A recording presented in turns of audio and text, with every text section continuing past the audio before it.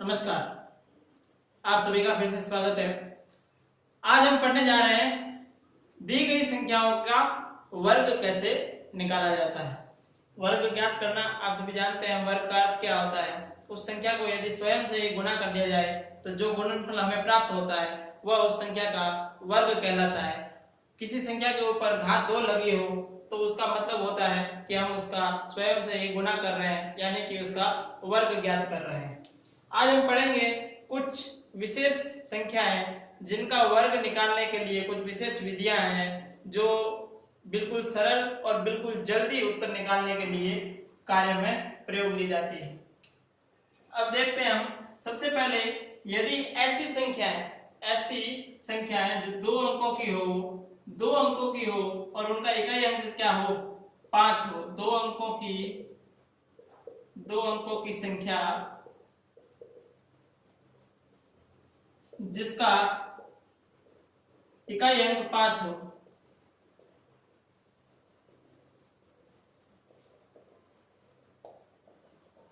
यदि ऐसी संख्या हो तो उनका वर्ग किस प्रकार निकाला जाता है। बहुत ही आसान है। सूत्र का नाम है एकाधिकेन पूर्वेन, यानी एक अधिक करते हुए पूर्व वाले अंक को एक अधिक करते हुए हल ज्ञात करना है। इस प्रकार की संख्याओं में कौन कौन सी संख्याएं आती है?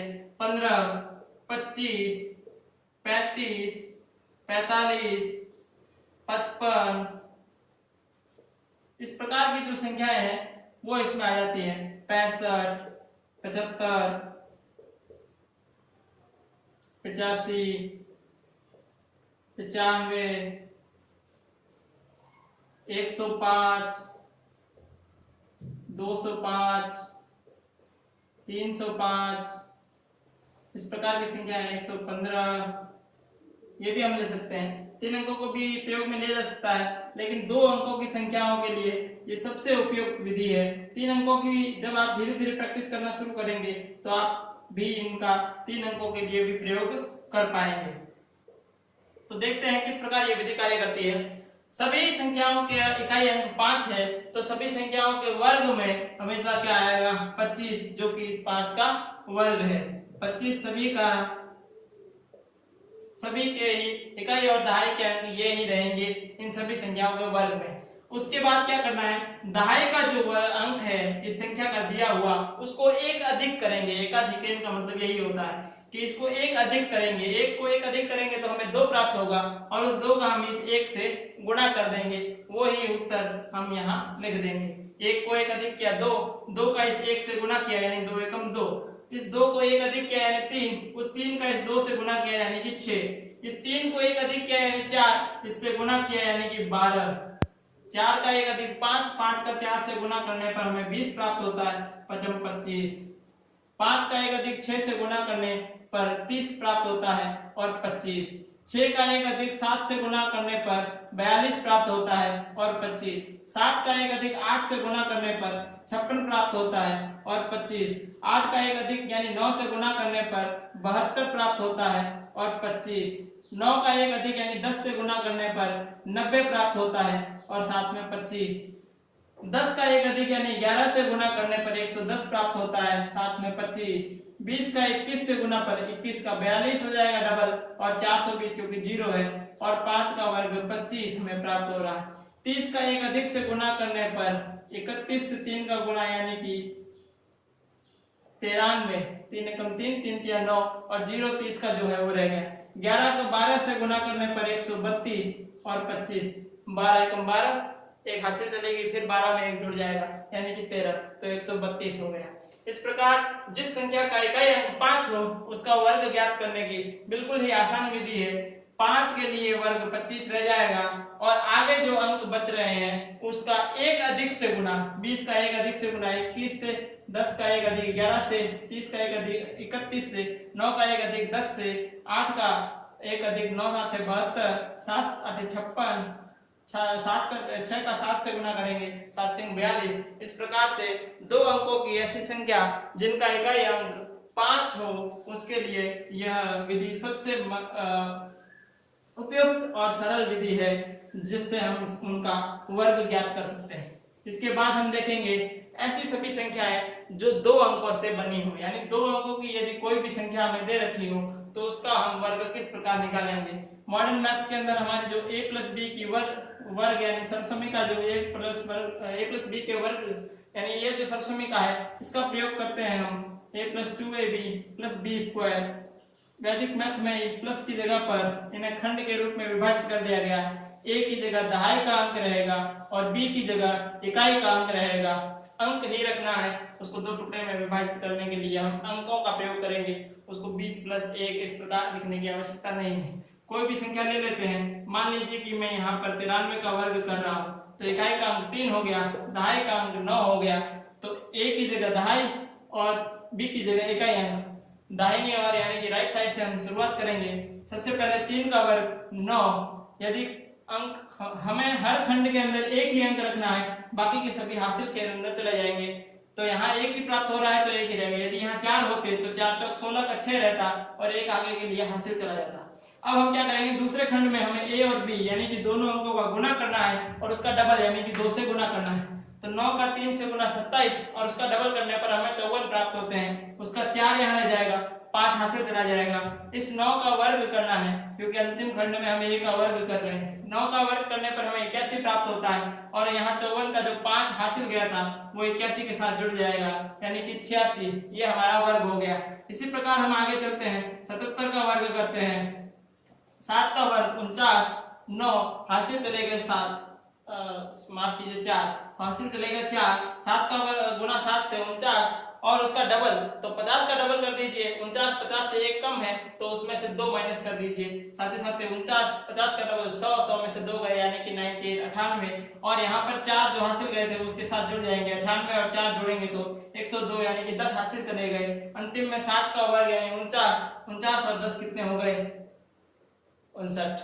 उसके बाद में आगे चलते हैं हम, कोई भी और 3 अंकों की संख्या का भी हम प्रयोग कर सकते हैं, लेकिन 2 अंकों की संख्या के लिए सबसे बेस्ट और सबसे उपयुक्त और बिल्कुल आसान है, बहुत ही जल्दी हम उत्तर निकाल सकते हैं। मान लीजिए कि इस बार मैं उत्तर निकालता हूँ 36 का वर्ग, 6 छंग 36 हासिल गए 3, 6 18 दूने 36, 36 और 3 39, 3 9 रह गया, 3 हासिल चले गए, 3 क्या 9 और 3 12, ये आ गया उसका आंसर। यहाँ हम चलते हैं 125 चलिए छोड़िए 100, क्योंकि हम 5 वाले का उससे भी कर सकते हैं तो 128 का वर्ग करते हैं।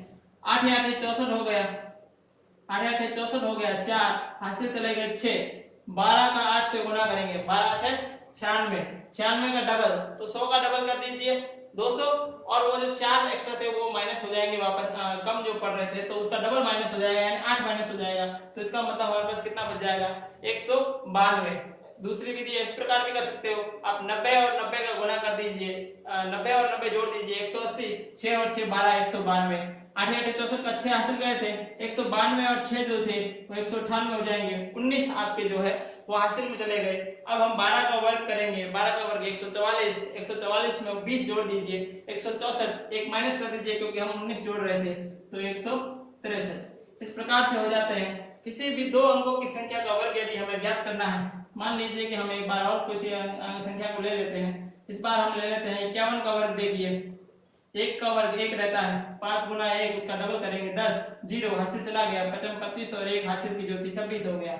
यहाँ देखिए हम और संख्या ले लेते हैं। इस बार हम ले लेते हैं 69 का वर्ग करते हैं, 90 90 81 का 1 हासिल गए 8 और 9 6 54, 54 का जब हम डबल करेंगे तो 108 हो जाएगा। 108 में यहाँ जो हासिल 8 बचे थे वो जोड़ने पर 116 हो गए, हासिल के 11 चले गए, 6 36 और 10 46 और 1 47। ये आपका उत्तर आ गया। एक ही लाइन के अंदर बहुत ही जल्दी बहुत ही आसानी से, और जैसे जैसे आप अभ्यास करते जाएंगे आपके लिए भी ये विधि उतनी ही सरल होती चली जाएगी। ध्यान रखने लायक यहाँ है कि यहाँ डबल करना भूल जाते हैं, हासिल देना भूल जाते हैं। हासिल को ढंग से याद रखिएगा, आपका प्रश्न बहुत ही सरल होता जाएगा। धीरे धीरे जैसे जैसे आप प्रैक्टिस करेंगे गलतियां भी होनी कम होती चली जाएगी। इसके बाद देखते हैं हम ऐसी संख्याएं जो अंक 1 से बनी हो। ऐसी संख्याएं जो अंक 1 से बनी हो उनका वर्ग। 1 से बनी संख्या का मतलब क्या हो गया, 1 11 111 1111 इस प्रकार की जो संख्याएं हैं 11,111, इस प्रकार की जो संख्या है यदि हम उनका वर्ग निकालना चाह रहे हैं तो बहुत ही आसान है। क्या किया जाएगा, देखिए मैं यहाँ एक उदाहरण ले लेता हूँ कि 111 जो है इसका मुझे 111 से गुणा करना है। तो 111 का मतलब क्या होगा, 100 प्लस 10 प्लस 1। तो पहले क्या होगा, उसका 1 से गुणा यानी कि 111, और सारे अंक एक ही हैं तो हमें उत्तर में भी यहाँ क्या मिलेंगे, गुणा करने पर 1 ही प्राप्त होगा। अब हमें उससे क्या किससे गुणा करना है, 10 से गुणा करना है, यानी हमें फिर से क्या मिलेगा 1110, क्योंकि ये 0 लग जाएगा पीछे इस 10 का, बाकी तो 1 ही रहेगा। यानी कि फिर 1 का गुणा होगा तो यहाँ 3 1 हमें प्राप्त होंगे, और 100 से गुणा हो रहा है तो 2 शून्य हमें प्राप्त हो जाएंगे। इस प्रकार इकाई अंक 1, दहाई अंक 2, सैकड़ा का 3, हजार के लिए फिर 2 और 10,000 के लिए 1 अंक प्राप्त हो रहा। अधिकतम अंक संख्या जो है वो उतनी ही है जितनी कि यहाँ अंकों की संख्या थी। यहाँ 3 अंक थे, इसलिए अधिकतम संख्या, अधिकतम जो सबसे बड़ा अंक हमें प्राप्त हुआ वो 3 ही प्राप्त हो रहा है। एक बार बढ़ रहे हैं फिर घट रहे हैं, तो यहाँ पर भी ऐसा है, ये तो एक ही रहेगा। 2 अंक हैं यानी हम 2 तक जाएंगे और फिर घटेंगे। 3 अंक हैं यानी 1 2 3 तक जाएंगे। अब हम अवरोह यानी डिसेंडिंग ऑर्डर में चलेंगे, 2 और 1। यहाँ पर 4 अंक है, 1 2 3 और 4, फिर वापस 3 2 और 1। एक बार बढ़ रहे हैं, एक बार फिर वापस उसको घटाएंगे और मैक्सिमम वहां तक जाएंगे जितने अंकों की संख्या है। यहाँ 5 है तो देखिए 1 2 3 4 5, फिर 4 3 2 और 1। इस प्रकार हम 1 से बनी किसी भी संख्याओं का वर्ग बड़ी ही आसानी से 2 से 3 सेकंड के अंदर निकाल सकते हैं। ध्यान रखिएगा, ये एक अंक 1 से बनी हुई संख्याएं जो है वो उन अंक से बनी हुई संख्याओं का सबसे छोटी संख्या से 1 अधिक है, सबसे छोटी संख्या से 1 अधिक है। यहाँ पर ये एकमात्र 1 अंक की सबसे छोटी संख्या है। 2 अंकों की सबसे छोटी 10 होती है, उससे 1 अधिक 11। 3 अंकों की सबसे छोटी 100 होती है, उससे 1 अधिक 111। इस प्रकार की संख्या है। इनमें वर्ग में मैंने आपको पिछले वीडियो में भी बताया था कि जितने अंक होते हैं उसके वर्ग में या तो उसके दुगने होते हैं या उस दुगने से 1 कम अंक होते हैं। यहाँ 2 अंक हैं, डबल करेंगे तो 4 अंक होने चाहिए थे, या 4 से 1 कम यानी 3 अंक होने चाहिए थे। क्योंकि ये छोटी संख्या है इसलिए 3 है। जब हम बड़ी संख्याओं पर जाएंगे, अभी हम देख रहे हैं इसे अगले में, तो वहां पर हमें इसके डबल अंक प्राप्त होते नजर आएंगे। अब हम देखते हैं ऐसी संख्याएं जो केवल और केवल अंक 9 से बनी हो, केवल और केवल अंक 9 से बनी हो। ऐसी संख्याओं का यदि हमें वर्ग ज्ञात करना है, ये और भी आसान है, 2 से 3 सेकंड के अंदर मात्र इसका उत्तर हो जाता है। किस प्रकार करेंगे, ऐसी संख्याओं में आता है 9 99 999 9999। इनके यदि हमें वर्ग करने हो तो हम किस प्रकार करेंगे। ये जो विधि है इसमें एक न्यूनन पूर्वेण का प्रयोग किया जाता है। न्यून का मतलब होता है कम करना, एक न्यूनन का मतलब होता है एक कम करना। किसमें से एक कम करेंगे, जो संख्या हमें दे रखी है उसमें से एक कम कर देंगे। इस 9 में से एक कम करेंगे, हमारे पास 8 बचेगा, और ये जो उत्तर हमें प्राप्त हुआ है इसी को इस संख्या में से घटा देंगे, यानी 8 में से 1 गया, 9 में से 8 गए तो पीछे कितना बच गया, 1। ये हमारा उत्तर आ गया। 99 में से 1 कम करेंगे यानी कि 98, 98 बचेंगे। इस 98 को 99 में से माइनस करेंगे, 99 में से 98 माइनस करने पर, चूंकि अंतर 1 का ही है क्योंकि हमने इसी में से 1 कम करके ये निकाला था, तो उत्तर तो 1 आएगा। लेकिन ये 9 में से 9 घटाने पर जो 0 प्राप्त हुआ है तो हम 0 1 पूरा यहाँ रखेंगे, यानी कि 0 1। इससे हमें क्या मिल रहा है कि जो ये संख्या थी इसमें से 1 कम कर दिया, 98 बच गए। अब 9 में कितना जोड़ेंगे, 9 आए 0, 8 में कितना जोड़ेंगे, 9 आए 1। इस प्रकार यहाँ चलते हैं, 9 9 8 हो जाएगा, 9 में 0 जोड़ा, 9 में 0 जोड़ा, 8 में 1 जोड़ दिया। 3 अंक 6 अंक, 3 अंक थे वर्ग में 6 अंक, 2 अंक थे वर्ग में 4 अंक, 1 अंक था वर्ग में 2 अंक। इससे पिछले मामले देखे थे 1 कम आना था, यहाँ उतना आ रहा। इनसे अधिक नहीं आ सकता है और उससे कम नहीं आ सकता है। 4 है, 1 2 3 8, 1 2 3 और ये 1, ये हो गया इनका वर्ग। कितना आसान है, 3 से 4 सेकंड, 2 सेकंड में आप 9 से बनी किसी भी संख्या का, कितनी भी बड़ी हो कोई फर्क नहीं पड़ता है, गुणा करने की भी जरूरत नहीं है, इतना आसानी से आप उसका वर्ग निकाल सकते हैं। अब हम देखते हैं 2 अंकों से बनी किसी भी संख्या का वर्ग, 2 अंकों से बनी किसी भी संख्या का वर्ग। अच्छा, वो हम निकाल चुके हैं। 2 अंकों से बनी किसी भी संख्या का वर्ग अभी हमने किया था। जो सूत्र था उसमें हमने a प्लस बी का होल स्क्वायर यानी कि सबसमी का इस्तेमाल की थी। अभी हम देखते हैं कि यदि 1 का वर्ग किया जाता है, फिर अगली संख्या 2 का वर्ग किया जाता है, फिर आगे की संख्या 3 का वर्ग किया जाता है, फिर आगे की संख्या 4 का वर्ग किया जाता है, 5 का वर्ग किया जाता है, तो इसका संबंध विषम संख्याओं से किस प्रकार है। 1 का वर्ग 1 ही आता है, पहली विषम संख्या भी 1 ही है। 2 का वर्ग 4 आता है, पहली दो विषम संख्याओं को यदि जोड़ दिया जाता है, यहाँ मैं ध्यान रखिए पहली बोल रहा हूँ यानी प्रथम, यानी 1 से शुरुआत कर रहे हैं, यानी शुरुआत से लेकर के हम जितने का वर्ग कर रहे हैं उतनी ही विषम संख्या लेते हैं। 3 और 1 4 आ रहा है, 3 का वर्ग 9 होता है। पहली 3 विषम संख्याएं जोड़ के देखते हैं, पहली 1, दूसरी 3 और तीसरी 5, 5 और 3 8 और 1 9 आ रहा है। 4 का वर्ग 16 होता है, 1 + 3 + 5 प्लस अगली वर्ग विषम संख्या 7 होती है, 7 और 5 12 और 3 15 और 1 16 आ रहा है। यहाँ देखिए इसका वर्ग 25 होता है, तो 1 + 3 + 5 + 7 16 थे, इसमें अगली विषम संख्या यानी 9 जुड़ जाएगी, यानी कि 25 आ रहा है। तो यहाँ से हमें एक कॉन्सेप्ट पता चलता है, एक नियम पता चलता है कि प्रथम या पहली जितनी भी विषम संख्याओं का योग करने का कहा जाए, उस संख्या का वर्ग ही उसका योग होता है। यदि आपको कहा जाता है कि पहली 10 विषम संख्याओं का योग बताइए, पहली 10 विषम संख्याओं का योग ज्ञात कीजिए या बताइए कितना होता है, तो हमें योग करने की आवश्यकता नहीं है। पहली 10 विषम, याद रखिएगा विषम की बात कर रही है, और पहली यानी 1 से लगा करके शुरुआत होगी। तो पहली 10 विषम संख्याओं का वर्ग हमें पूछा गया, तो 10 का वर्ग कर देंगे हम, यानी कि 100 जो है उन सभी का योग होगा। जैसे कि यहाँ पर 5 पहली विषम संख्या नहीं जा रही, उनका वर्ग 25, 5 का वर्ग 25 होता है, तो इनका योग भी 25 आ रहा है। इसी प्रकार जितनी पहले पूछा जाए, अच्छा यदि हमें पूछा जाए कि पहली 25 विषम संख्याओं का योग बताइए, तो पहली 25 विषम संख्याओं का योग जो होता है वो 25 का वर्ग यानी कि 625 के बराबर होता है। अब हम आगे चलते हैं, इसी में एक और देख लेते हैं। एक और विधि है, एक और सूत्र है जिसका नाम है सूत्र निखिलम। सूत्र निखिलम वैदिक गणित के सूत्र हैं जिन्हें हम आजकल की भाषा में शॉर्ट ट्रिक बोलते हैं। ये वैदिक गणित से ही बने हैं, इसी से इंस्पायर्ड है, इसी से प्रेरित है। इसका जो पहला विधि है उसको में हम बात कर लेते हैं, आधार विधि है।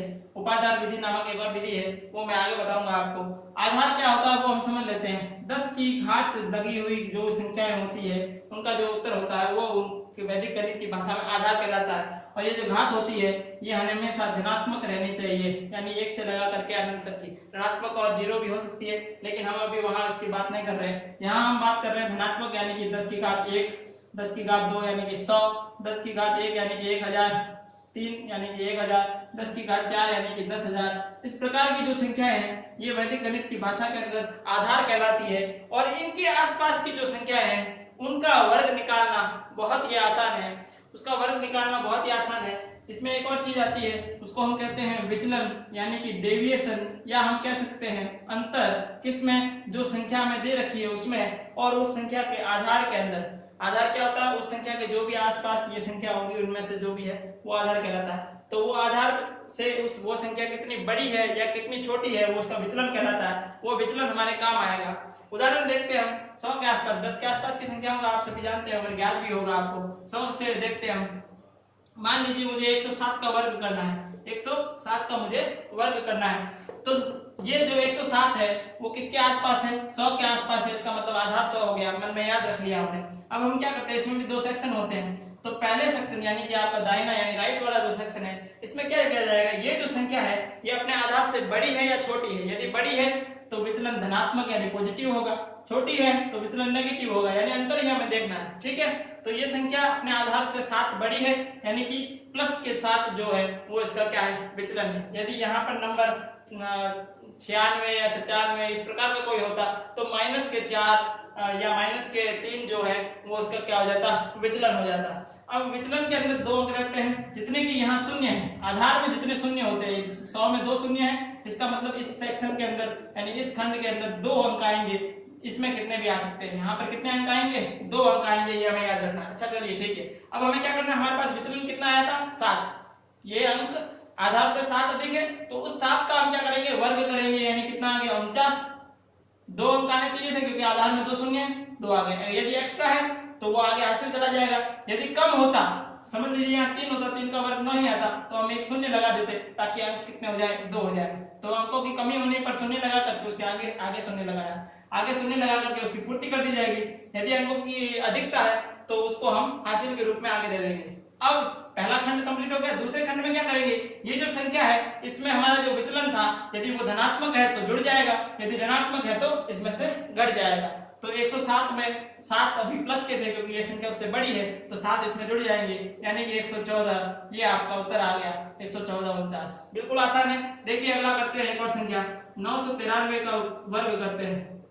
993 हजार के पास में 1000 से 7 कम है, 7 का वर्ग कितना होता है 49 होता है। और यहाँ माइनस का विचलन आए या धनात्मक विचलन आए कोई फर्क नहीं पड़ता पहले सेक्शन में, क्योंकि पहले सेक्शन में हम क्या कर रहे हैं उसका वर्ग कर रहे हैं। ऋणात्मक संख्या का वर्ग या धनात्मक संख्या का वर्ग हमेशा ही धनात्मक आता है, तो वहां कंफ्यूज होने की जरूरत नहीं है। सेकंड सेक्शन के अंदर हमें ध्यान रखना है कि धनात्मक है या ऋणात्मक, धनात्मक होगा तो जुड़ेगा, ऋणात्मक होगा तो घटेगा, सीधी सी बात है। तो 7 का वर्ग 49 हो गया क्योंकि ये 1000 से 7 कम था, तो -7 का वर्ग करने पर 49, लेकिन 1000 में शून्य कितने होते हैं 3 होते हैं। यहाँ अंक हमारे पास 2 ही प्राप्त हुए, तो एक और रख देंगे यानी कि कितना हो गया 3 अंक हो गए। अब हम ये जो संख्या थी इसमें से विचलन को माइनस कर देंगे जो कि हमारा 7 था। 993 में से 3 चले गए 990 और फिर 4 चले जाएंगे यानी कि 986 हो गया उत्तर। आगे देखिए यहाँ पर हम देखते हैं 1025 का वर्ग करते हैं। 1025 का वर्ग करते हैं। 1000 से 25 अधिक है, 25 का वर्ग हम जानते हैं 625 होता है। 1000 में 3 अंक है, शून्य 3 है, तो यहाँ भी 3 अंक आ गए हैं और इस 1025 में जो विचलन 25 था वो जुड़ जाएगा यानी कि 1050 हो जाएगा, ये वर्ग हो गया। इसी प्रकार हम देखते हैं 9992 और 92 का वर्ग करते हैं। 9992 का वर्ग करते हैं, ये किससे 10,000 से 8 कम है यानी कि इस 8 का वर्ग 64। 10,000 से कितना कम है 8 कम है, तो उसका वर्ग कर दिया 64। 10,000 में शून्य की संख्या 4 होती है, यहाँ 2 ही अंक आए हैं तो 3 और 4, ये 4 अंक हो गए। अब इस संख्या में हम विचलन को जोड़ देंगे, लेकिन विचलन ऋणात्मक है तो जुड़ने पर भी वो क्या हो जाएगा कम हो जाएगा क्योंकि माइनस की संख्या है। 2 कम हो गए 90 और फिर 8 है तो 6 और कम हो जाएंगे यानी 9,984। इस प्रकार से हम एक ही पंक्ति के अंदर ऐसी संख्या है जो इन संख्याओं के आसपास की यानी इनसे 10-15 आगे या 20-25 कम, इस प्रकार की जो संख्या है उनका वर्ग हम बहुत ही आसानी से ज्ञात कर सकते हैं। यदि आपको 30 तक की वर्ग संख्या याद है तो आप इन संख्याओं से 30 अधिक और 30 कम, क्योंकि हमें पीछे के सेक्शन के अंदर यानी कि दाहिने सेक्शन यानी राइट सेक्शन के अंदर तो हमें इन्हीं का वर्ग करना है। यदि वो आपको याद होगा विचलन का वर्ग सीधा जोड़ देंगे, वो रख देंगे स्क्वायर, और दूसरा वाला जो खंड है उसके अंदर हम क्या करेंगे जो भी विचलन हमारा आ रहा है उसी को जोड़ना है घटाना है, सिंपल जोड़ और बाकी तो करनी। तो इस प्रकार से हम इसको बहुत ही आसानी से कर सकते हैं। इस प्रकार हमें सूत्र निखिलम से हम ये जो आधार के आसपास की संख्या है इनका वर्ग प्राप्त किया जा सकता है। आज के लिए हम इतना ही पढ़ेंगे। अगले वीडियो के अंदर मैं आपको एक ऐसी विधि बताऊंगा जो किसी भी प्रकार की कितनी भी बड़ी संख्या हो उसका वर्ग ज्ञात करने के लिए हमें बहुत ही आसान और सरल विधि है, और जैसे जैसे आप प्रैक्टिस करेंगे वो आपको भी आसान और सरल लगना प्रारंभ हो जाएगी। जय हिंद, अपना ध्यान रखिए, सुरक्षित रहिए, स्टे विद मी।